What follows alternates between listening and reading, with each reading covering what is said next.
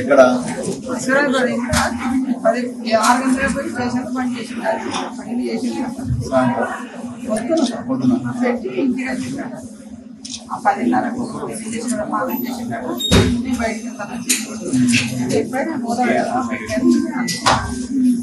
ఆ స్టేషన్ నుంచి పంపించలేదు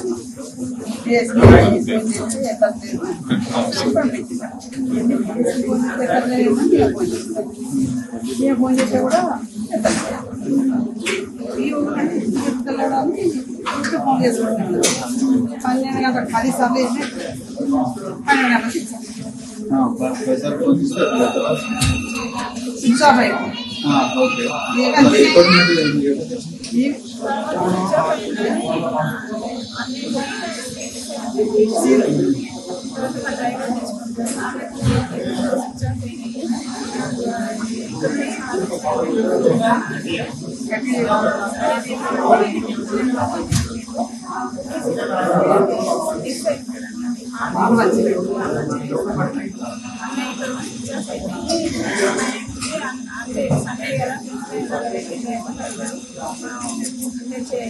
లొకేషన్ పెడితే బాగున్నది కదా, మీరు పెట్టండి డ్రైవర్ తెచ్చుకుంటా అక్కడ ఉన్నాడు ఆయన డిఎస్పీ చేస్తాను కదా అర్జెంట్ కదా అంటే ఆమె డ్రైవర్ పోయి అక్కడ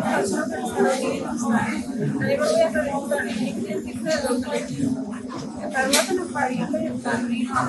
నాకు ఫోన్ చేసింది అమ్మ గిట్ల సంగతి అని చెప్తే ఏది ఎటు పోతాడు అంటే మా తోడు ఆయన కానిస్టేబుల్ కదా తమ్ముడు ఇలా డ్రైవర్ కూడా తీసుకోపోయాడు మరి ఎటు పోతాడంటే అలా సీక్రెట్ ఉంటే వాడు చెప్పకుండా పోతాడే మరి సీక్రెట్ 7 గంటలకు తప్పకుండా కార్ మాట్లాడుతుంది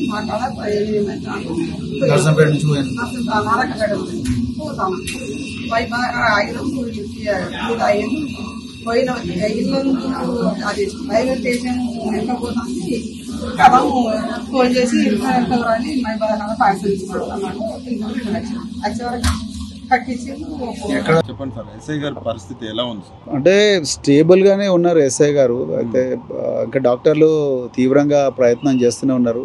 మరి విషం మోతాదు ఎక్కువగా తీసుకున్నందుకు కొంత ఆర్గాన్స్ డ్యామేజ్ అయినాయి. అసలు ఆయన ఈ యొక్క మందు తాగడం అదంతా అసలు ఆ పరిస్థితులకు కారణాలు ఏమై ఉంటాయని తెలుసు. అదే నిజంగా బాధాకరం.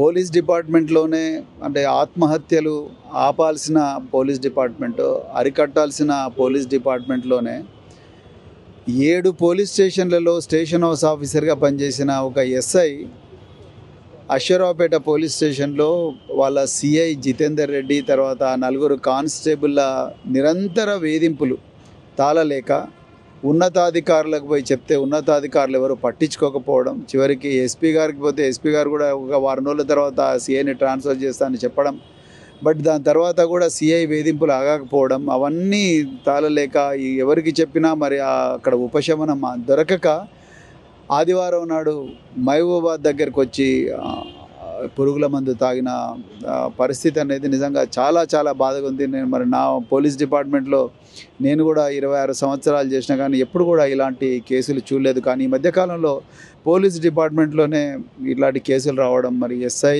కానిస్టేబుల్ల మీద అత్యాచారం చేయడం, అదేవిధంగా ఒక ఎస్ఐ అది ముఖ్యంగా దళిత సామాజిక వర్గాలకు చెందిన ఎస్ఐలు అసలు ఆ వర్గాల్లో ఉద్యోగాలకు చాలా అంటే వాళ్ళకు ఉండే ఆస్తులే ఉండవు కాబట్టి వాళ్ళు ఉద్యోగమే ఆస్తిగా భావించి రాత్రింబవళ్ళు కష్టపడి ఆ ఉద్యోగంలోకి వస్తారు.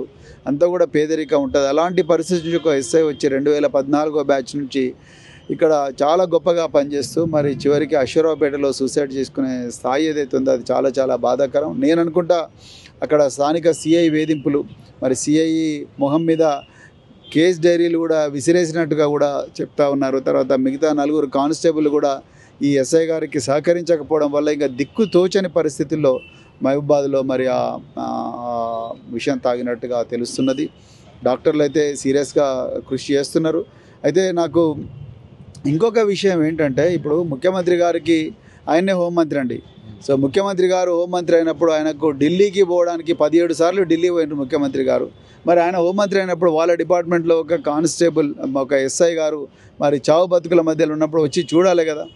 ఒక డీజీపీ లేకపోతే ఇంకెవరో లేకపోతే వాళ్ళు వేరే మినిస్టర్ రావాలిగా. మరి ఈరోజు ఖమ్మం జిల్లా ఇన్ఛార్జ్, ఖమ్మం జిల్లాలో 3 మంత్రులు ఉన్నారు. తుమ్మల నాగేశ్వరరావు గారు, తర్వాత పొంగులేటి గారు, తర్వాత డిప్యూటీ సీఎం మల్లు భట్టి విక్రమార్క గారు ఉన్నారు. మరి వాళ్ళు ఒక్కరన్నా వచ్చి చూడాలి కదా. వాళ్ళ జిల్లాలో ఉండే ఒక ఎస్ఐ ఆత్మహత్య యత్నం చేస్తే మరి వచ్చి చూడాలి కదా. ఇంతవరకు ఎవరు కూడా చూడకపోవడం కూడా నాకు చాలా చాలా ఆశ్చర్యంగా ఉన్నది. సో ఇది అంటే ఈ బేసిక్గా ఏంటంటే పోలీస్ డిపార్ట్మెంట్ మీద హోంమంత్రి లేడు, ముఖ్యమంత్రికి ఏమో పెద్ద ఇంట్రెస్ట్ లేదు. సో దానివల్ల డిపార్ట్మెంట్లో కింది స్థాయి అధికారులకు జరుగుతున్న అవమానాలు, మరి ముఖ్యంగా దళిత సామాజిక వర్గం, గిరిజన సామాజిక వర్గం, పేద సామాజిక వర్గాల నుంచి వచ్చిన అధికారులకు జరుగుతున్న అవమానాలు కొన్ని కనిపిస్తాయి, కొన్ని కనిపించవు. ఆ అవమానాలకు ఎవరికి చెప్పుకోవాలనో తెలుస్తలేదు. సో ఆ పరిస్థితిలో ఇవాళ పోలీస్ డిపార్ట్మెంట్ ఉంది. ఇంకా ప్రజల ప్రాణాలు వీళ్ళు ఏం రక్షిస్తారు? వాళ్ళ ప్రాణాలే వాళ్ళు కాపాడుకోలేకపోతున్నారు. ఈ ఇన్సిడెంట్ జరిగి ఎన్ని రోజులు అవుతుంది?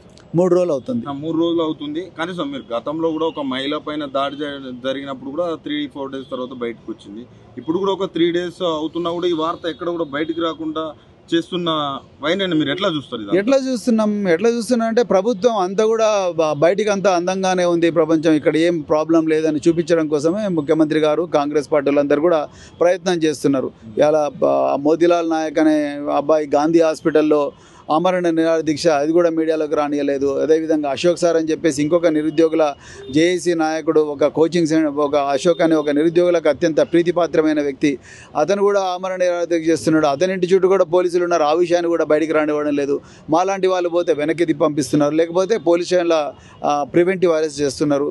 అంటే అంతా